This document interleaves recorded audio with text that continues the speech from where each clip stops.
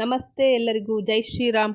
ಇವತ್ತಿನ ವ್ಲಾಗ್ ಬಂದು weight loss routine 4 barley ನೀರನ್ನು ಹಾಕಿದ್ದೀನಿ. ಈ ಬಾರ್ಲಿ ನೀರು ಬಂದು ದೇಹದ ಆ, ಉಷ್ಣತೆಯನ್ನು ಕಡಿಮೆ ಮಾಡಿಸುವಂತಹ ಪಾನೀಯ, ದೇಹವನ್ನು ಇದು ತಂಪಾಗಿಸುವ ಪಾನೀಯ ಅಂತ ಹೇಳ್ಬೋದು. ಇದನ್ನು ಹೇಗೆ ಯೂಸ್ ಮಾಡ್ಬೋದು ಅಂದರೆ, ಇದನ್ನು ಗಂಜಿ ಮಾಡಿ ಕುಡಿಬೋದು.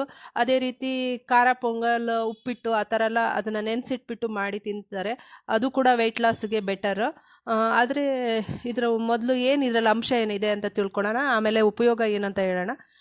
ಮೊದಲು ಇದ್ರ ಉಪಯೋಗ ಏನಂದರೆ, ಇದರಲ್ಲಿರುವಂಥ ಪೋಷಕಾಂಶಗಳು ಏನೇನಿದಾವೆ ಅಂದರೆ B1, B2, B3, B6, zinc, fibre ಇದೆ, ಕ್ಯಾಲ್ಶಿಯಂ ಇದೆ, ಪ್ರೋಟೀನ್ ಅಂಶಗಳು ಕೂಡ ತುಂಬ ಇದ್ದಾವೆ.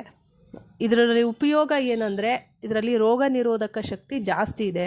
ಅದೇ ರೀತಿ ವಾತ, ಪಿತ್ತ, ಕಫದೋಷ ಕೂಡ ನಿವಾರಣೆ ಮಾಡುತ್ತೆ.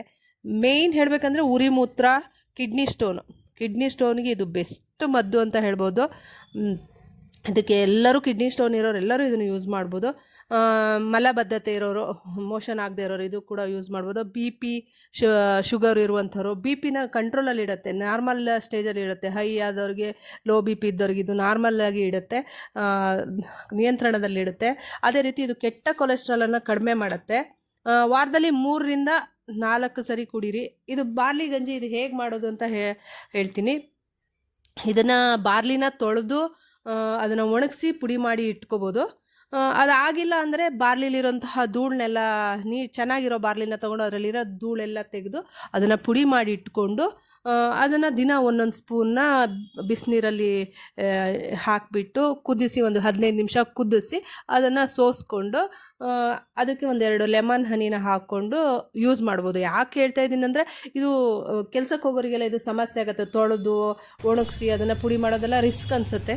ಅದರಿಂದ ಇದು ಈಸಿಯಾಗಿರುತ್ತೆ. ಕ್ಲೀನ್ ಮಾಡಿಕೊಂಡು, ಧೂಳೆಲ್ಲ ಕ್ಲೀನ್ ಮಾಡ್ಕೊಂಡು ಹಾಗೂ ಕೂಡ ಯೂಸ್ ಮಾಡ್ಬೋದು ನಾವು. ಅದೇ ರೀತಿ ಮತ್ತೊಂದಂದರೆ, ಇವಾಗಿನ ಚಳಿಗಾಲಕ್ಕೆ ಇವಾಗ ಏನಂದರೆ ನಾವೆಲ್ಲ ನೀರು ಕುಡಿಯಲ್ಲ ಜಾಸ್ತಿ.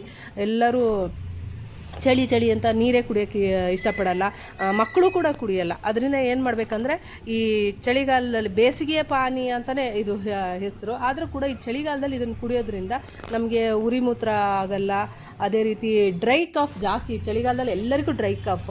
ಆ ಡ್ರೈ ಕಾಫ್ ಯಾಕೆ ಬರುತ್ತೆ ಅಂದರೆ, ನಾವು ನೀರು ಕುಡಿಯಲ್ಲ, ಅದರಿಂದ ನಮಗೆ ಅಲ್ಲೇ ಲೋಳೆ ಥರ ಕಟ್ಕೊಂಡಿರುತ್ತೆ. ಅದರಿಂದ ನಮಗೆ ಈ ಬಾರ್ಲಿ ನೀರು ಕುಡಿಯೋದ್ರಿಂದ ಡಿಹೈಡ್ರೇಷನನ್ನು ಕಡಿಮೆ ಮಾಡುತ್ತೆ. ಅದಕ್ಕೋಸ್ಕರ ಇವಾಗ ಚಳಿಗಾಲದಲ್ಲೂ ಕೂಡ ಈ ನೀರನ್ನ ಕುಡೀರಿ. ವೆಯ್ಟ್ ಲಾಸ್ಗೆ ಬೆಸ್ಟ್ ಮನೆ ಮದ್ದು ಅಂತ ಹೇಳ್ತೀನಿ. ಈ ವ್ಲಾಗ್ ಇಷ್ಟ ಆದರೆ ಲೈಕ್ ಆ್ಯಂಡ್ ಸಬ್ಸ್ಕ್ರೈಬ್ ಮಾಡಿ. ಎಲ್ಲರಿಗೂ ಥ್ಯಾಂಕ್ ಯು.